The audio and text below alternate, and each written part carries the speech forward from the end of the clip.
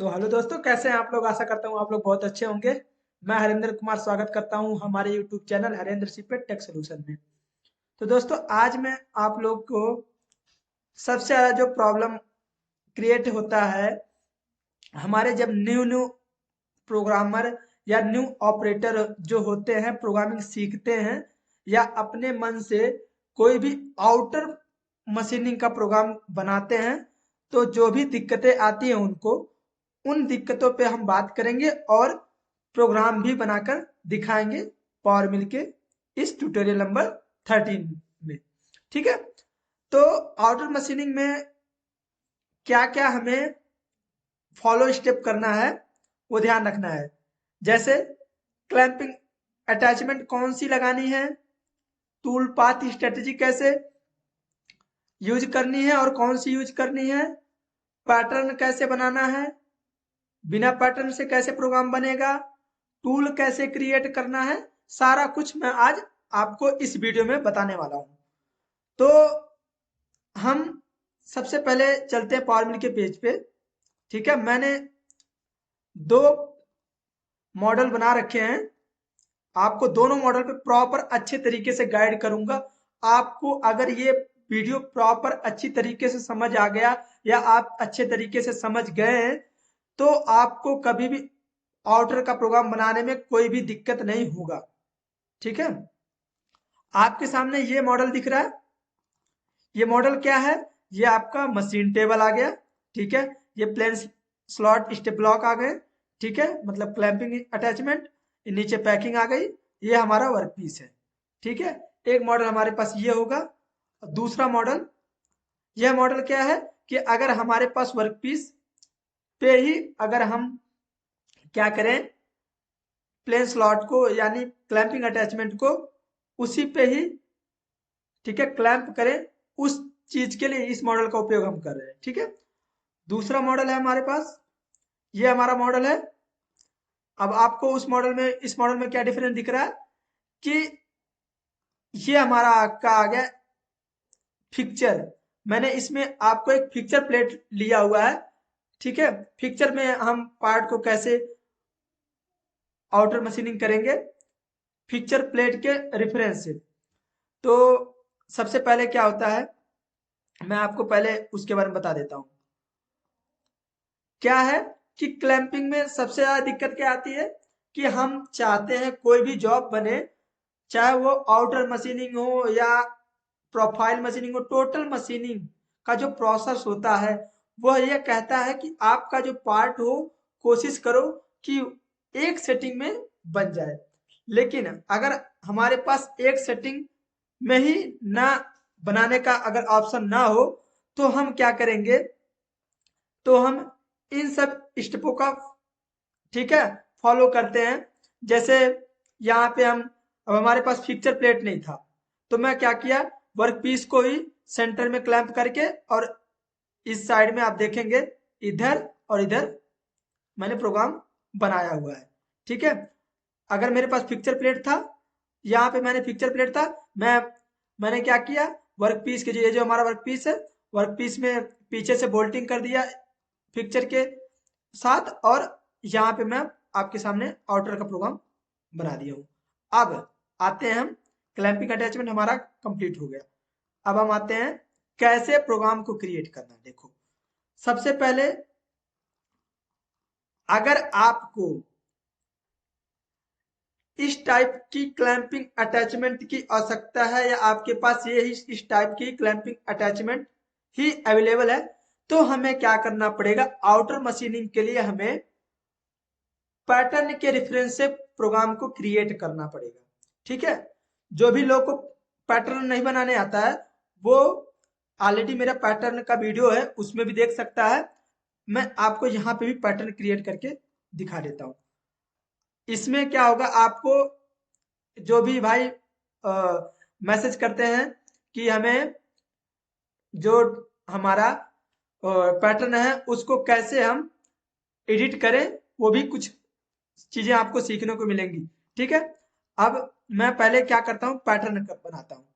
तो पैटर्न बनाने के लिए मेरे को क्या करना है, क्रिएट पैटर्न। ठीक है। अब 4 नंबर क्रिएट पैटर्न पे कर्वेचर पे जाएंगे। अब देखो क्या है, यहां से कंपोजिट कर्व, ठीक है, ये लाइन लिया, फिनिश, इस लाइन को लिया, फिनिश, ठीक है, इस लाइन को लिया, फिनिश। ये लाइन पूरा नहीं आएगा क्योंकि मैंने उस जॉब को डायरेक्ट उसके साथ मैट किया हुआ है, ठीक है, क्लैंप के साथ में। पहले मैं इस मॉडल को बनाया हूं आप लोग को सिखाने के लिए। ये अगर आप लोग इससे भी ना सीख पाओ तो फिर मैं क्या कर सकता हूँ। फिर मैं आप लोग को पर्सनली अगर मैसेज करोगे तो मैं प्रोग्राम बना बना के दिखाऊंगा, ठीक है। अब आपके सामने ये फिनिश स्केच हो गया। अब अभी क्या है, सेम इस टाइप का पैटर्न क्रिएट हो गया है। लेकिन अगर आप सोचो कि आपका टूल यहां तक जाएगा तो आपका टूल क्लैंप के साथ टच कर जाएगा और आपका टूल भी खराब हो जाएगा और एक्सीडेंट भी लगने के चांस हैं और आपका प्लेन स्लॉट भी कट जाएगा, ठीक है। तो उसके लिए मैंने आपको इसमें एक टूल क्रिएशन बताया था ना कि टूल क्रिएशन, तो टूल क्रिएशन क्या होगा, हमें क्या करना है, कोशिश यह करना है कम से कम एरिया यहाँ पे बचे दोबारा मशीनिंग करने के लिए, ठीक है।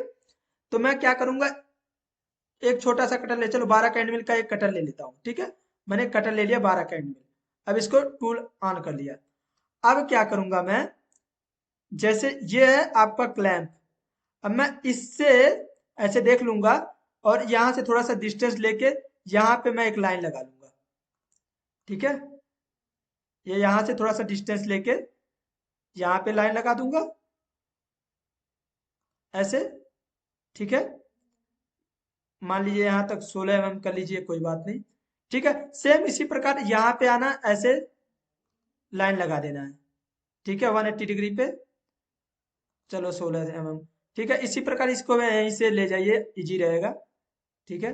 और ये ध्यान रखना है हम लोग को कि ऐसे जब करेंगे तो आपके सामने ऐसे देखेंगे 90 डिग्री आ जाता है, ठीक है। उसी प्रकार अगर आप ऐसे करेंगे तो 90 डिग्री आ जाएगा। लेकिन हमें क्या करना है, जैसे यहाँ से मैंने, यहाँ से आप यहाँ देख लो 19 mm आ रहा है, वहां 19 के बाद यहाँ पे हमने 31 पे लगाया है, तो उसी प्रकार यहाँ पे 19, तो यहाँ पे 31 पे आ जाओ, यहाँ पे देख लो 31, ये 31 पे आके एक लगा दो। ये आप अपने हिसाब से लगा सकते हो, कोई दिक्कत नहीं है। आपको जितना टूल आपको बाहर रखना है आप अपने हिसाब से लगा दो, कोई दिक्कत नहीं है। अभी क्या है, आपको लग रहा हो, आप कह रहे हो कि डिजाइन बना रहे हैं सर, ये पैटर्न बहुत अच्छी तरीके से बनाना पड़ेगा, ठीक है। अब क्या है कि मैं क्या करूंगा, इसमें कटिंग कर दूंगा, ठीक है। इसको कर दिया कट, इसको कर दिया, इसको कर दिया, इसको कर दिया और इसको कर दिया और इसको भी कर दिया। अभी क्या है, पैटर्न सीधा सीधा हो गया। अब मैं क्या चाहता हूं कि मेरा टूल अगर ऐसे सीधा आके फिर ऐसे जाएगा तो यहाँ पे एक ज्यादा मोटा लाइन बन जाएगा, ठीक है। तो मैं क्या करूंगा कि यहाँ पे फिलेट लगा दूंगा, ठीक है। यहाँ से इस पे, इससे फिलेट लगा दिया, इससे इससे फिलेट लगा दिया, इससे फिलेट लगा दिया और इससे इसका फिलेट लगा दिया और ओके कर दिया। अभी क्या है, हमारा जो पैटर्न है वो रेडी हो चुका है, ठीक है। अब मुझे क्या, जब पैटर्न रेडी हो गया तो सबसे पता है हमको, पैटर्न रेडी है तो हमें क्या करना, 2D कर्व प्रोफाइल, जो हमारा 2D कर्व प्रोफाइल है इसको हम यूज करेंगे। अब पैटर्न 12 का आउटर मशीनिंग डाल देते हैं,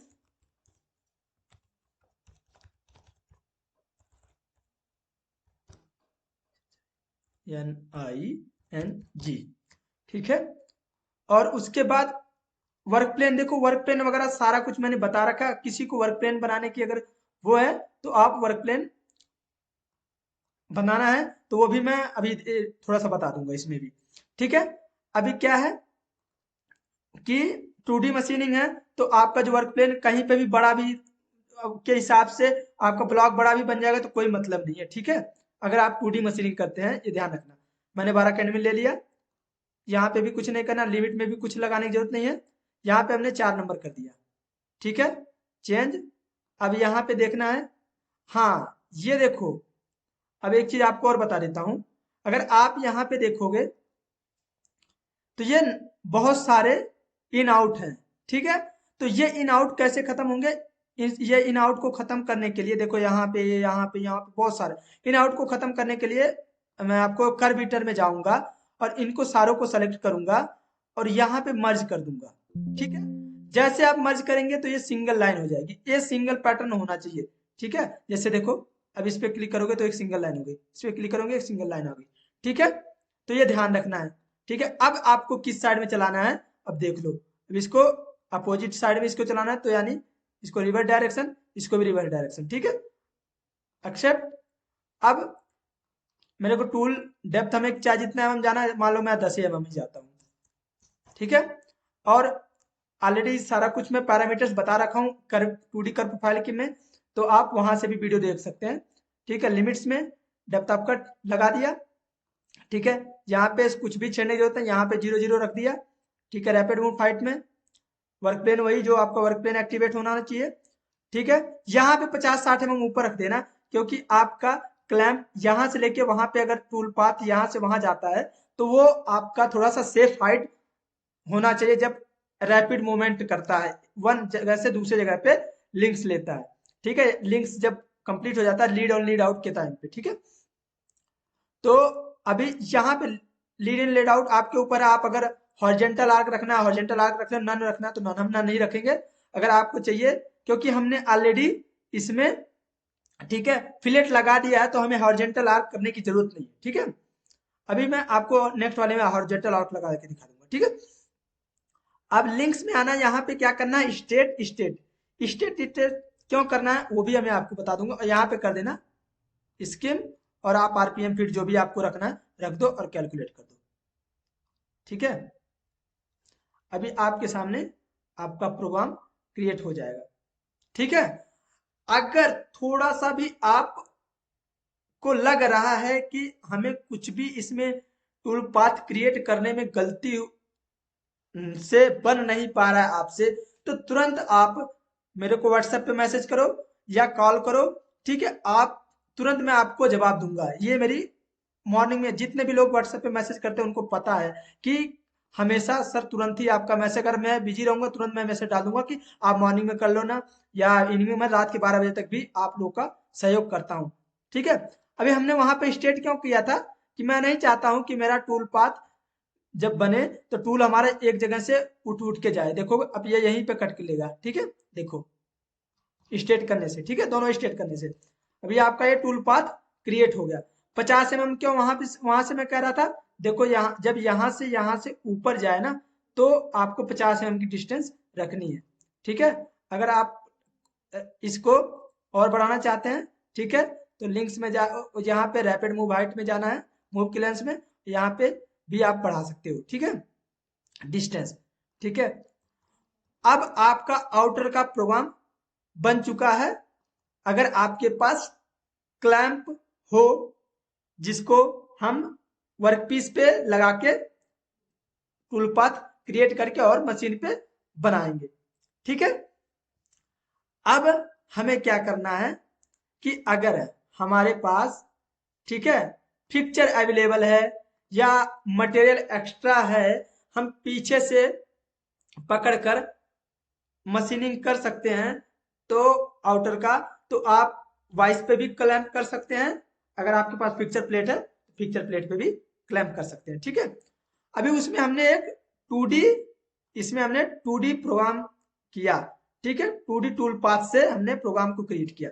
अभी हम यहाँ पे 3D टूल पाथ से इस प्रोग्राम को बनाएंगे।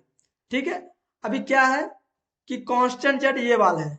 ठीक है, ये कांस्टेंट जेड हो गया इस सब के लिए, बट अभी हमारा वर्कपीस ये हो गया है। ठीक है, तो अब हम क्या करेंगे, हम क्या करेंगे एक बाउंड्री बना देंगे क्रिएट।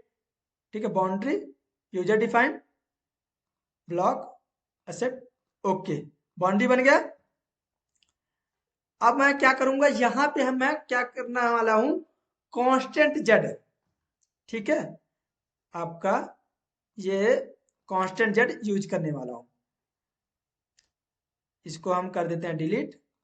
अब हम हमारा आ गया कांस्टेंट जेड। अब यहाँ पे हम आप अपने हिसाब से टाइम जो भी लिखना लिख लेना, आउटर मशीन कुछ भी। हम 12 कैंडल सेट कर रहे हैं। अब जो हमने अभी बनाया है बाउंड्री, उसके आउटसाइड हमें चलाना है, क्योंकि इसके आउटर में मशीनिंग करना है यानी फेस पे करना है, तो हम यहाँ पे करेंगे। ठीक है, तो कुछ नहीं करना, वहां पे आपको आउटसाइड कर देना लिमिट में। और ये ध्यान रखना है कि अगर आप जब कांस्टेंट जेड वाले फाइल पे अपने, ठीक है, विंडो पे आएंगे, तो यहाँ पे स्पाइरल ये मशीन डाउन टू फ्लैट्स मत ऑन करना, नहीं तो आपके पिक्चर पे कट लग जाएगा। ठीक है, अगर ये ऑन रहता है ये, तो इस फेस पे यहाँ पे अगर ऑन रहेगा तो यहाँ इस फेस पे भी कट लगेगा, मतलब इसके रेफरेंस से जो एंड पॉइंट होगा वहां पे भी कट लगेगा। अगर यहाँ पे नहीं रहेगा तो इससे थोड़ा सा ऊपर हमारा जो प्रोग्राम बनाएगा। ठीक है, अभी आपको दिखा देता हूँ। ठीक है, उसके बाद रैपिड मूव वाइट में ऑलरेडी सब कुछ बता रखा है, कॉन्सेंट्रेट में कुछ नहीं करना है।